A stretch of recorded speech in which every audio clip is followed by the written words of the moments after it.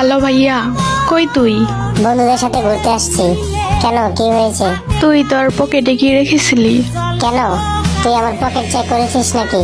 আরে শোন তো, কি বল। আমি তোর ঘর গোছানোর সময় তোর পকেটে ধরিনার পাতা পেয়েছি। কেমন না লাগে?